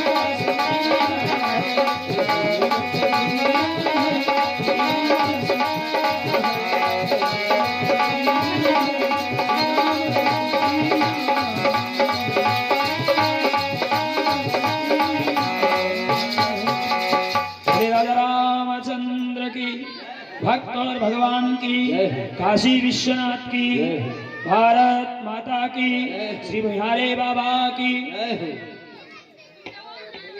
तो कल की बेला में अपराह्न काल में नारद जी का थोड़ा सा चरित्र, नारद जी ने भी श्राप दिया, जिसके कारण भगवान को अवतरित होना पड़ा है और पुनः राघव का प्रगटे आप सब भाइयों बंधुओं से, क्योंकि आज एक भी पुरुष वर्ग यहाँ नहीं था दोपहर की कथा में, और बात हो रही थी कि महाराज गीत ना गाइए, कथा बढ़ाइए। अब जब भी माते बैठी गीते सुनने वाली, तो हम क्या करें, कथा कहाँ से बढ़ाएं। और इस बिहारी बाबा का, नाथ बाबा का पावर है कि अब आपके साधक के पास कथा की कमी नहीं है, सुनने वाला भावुक हो तो रामचरितमानस की परिकल्पना, रामचरितमानस को नहीं